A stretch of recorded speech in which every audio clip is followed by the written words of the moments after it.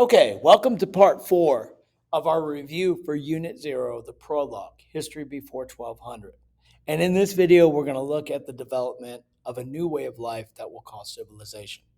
This is going to be a little bit longer and more in depth because where the book talked about places like Mesopotamia, Sumer, Indus River Valley, China, and Egypt, they never really stopped and essentially defined what a civilization was. So, my purpose here is to kind of explain what this was and how this life kind of changed. So, we're still answering our overall question here. Why did early humans develop new processes to survive and prosper in the time period 10,000 BCE to 1200 CE? And how did these new processes affect human life? So far we've talked about hunting and gathering people.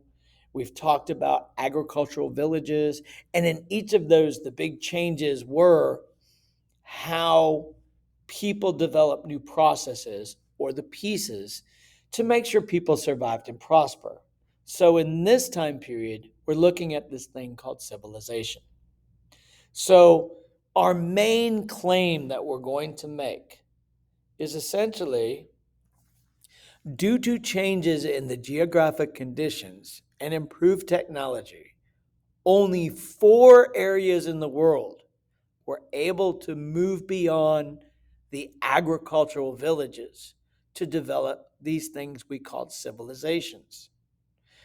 These civilizations are going to be defined by much larger populations who lived in a city and new global processes designed to rule larger populations.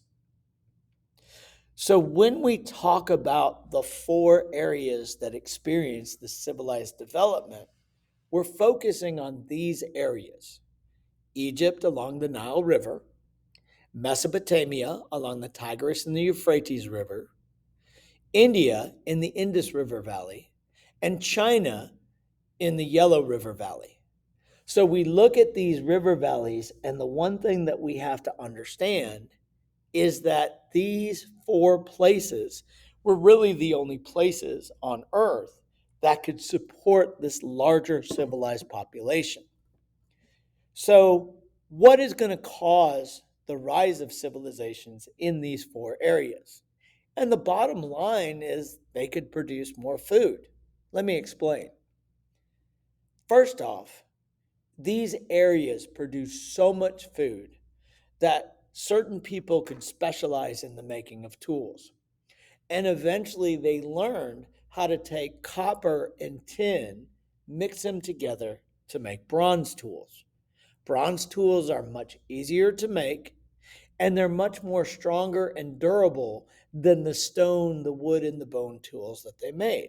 So they've got better technology. Also, we have the development of what's known as intensive agriculture. You see by this scene in ancient Egypt that this farming little village is designed to support the city in the background. So we see a plow with domesticated animals. We see fields being put in a row.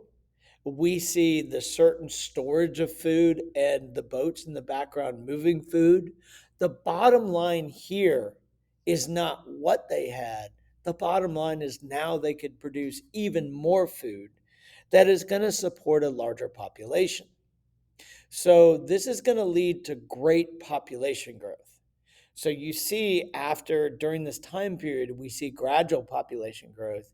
And then about 4000 BCE, about our time period there, essentially population just absolutely explodes. And what causes this is the intensive agriculture using the bronze tools. But we still haven't really focused and answered the question, why only 4 areas? And the reason why that is that these river valleys flooded. And if you've seen a flood, when the floodwaters receded, it leaves a layer of mud between 1 and 3 inches that is incredibly fertile. And the farmers of these areas were able to use that mud to grow all this food. So when we look at the basic processes of a civilization, we first focus on government. And probably the biggest thing is you need to come up with a political system that is going to rule a larger population. So the first thing that they did, represented by the pharaoh in the picture in the upper left, is essentially they began to justify or legitimize the rule of the person through religion. The pharaoh was considered to be a god. You read in your book that the Chinese used the idea of the mandate of heaven, where the ancestor gods chose the ruler to rule.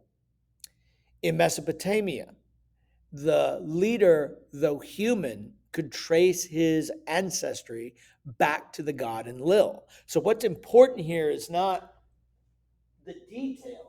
What's important is this idea that they're now using religion to justify their power. The other thing that we see is the development of written laws. The black sculpture on the right is a sculpture that was used in Mesopotamia. So you'll notice on the top, you see a king and he's talking to somebody, and you see some writing down the side of it. Well, this is a code of law that essentially was presented to his Sumerian civilization and promoted proper behavior for survival and prosperity. Another thing represented by the picture in the very bottom there is now we've got government workers who are designed to collect taxes, to keep records, to monitor things, to help the leader rule. So government's becoming more expansive to rule a larger population through religion, through written laws, and through a bureaucracy, government workers, to help the civilization survive and prosper. Now, when we talk about innovations, we've got lots of innovations. Two of them we've talked about: bronze weapons and intensive agriculture. But there's another innovation which is very, very key here, and that's represented by the three pictures over the puzzle piece. That's written language. And written language is able to keep records for taxes, but also keep records of other information that we could pass down. This is an innovation because this is something that they invented, a technology to make their life easier. When we talk about the other things that would be innovations, you've got irrigation, that would in the upper left, bronze tools. You see huge buildings, like, for example, in the Mesopotamian civilization, as you read, we have a ziggurat. In the lower left, we have mummification in Egypt, knowledge about the human body. We have the construction of durable bricks in the bottom center. And we have the development of silk, which the Chinese are going to use to begin to trade later on. When you talk about the environment, the main thing that we see is cities. So the picture on the top is Mohenjo-Daro. And you'll notice that these cities use the natural environment, they have protective walls, but also because all the buildings are similar, it also shows us that they had a strong government. The picture on the bottom is the city of Ur. Ur was a city in Mesopotamia, and it was the capital of the Sumerian Empire. And in the middle, that big brown building there, that is a ziggurat. So now they're beginning to build these urban areas, these cities. When you talk about culture, religions go through another change. They're still polytheistic, meaning that you have many gods, but now you have gods represented by human forms with good moods and bad moods. What you see here, these are the Egyptian gods. And though you're still focusing on controlling the universe, you're giving the gods human-like qualities to understand them better. When you talk about economics, you talk about long-range trade. So Mesopotamia, India, Mohenjo-Daro, Harappa, and Egypt had an extensive trade between each other. This is also going to lead to a cultural exchange. And As you can see by this picture, merchants are becoming a very specialized worker.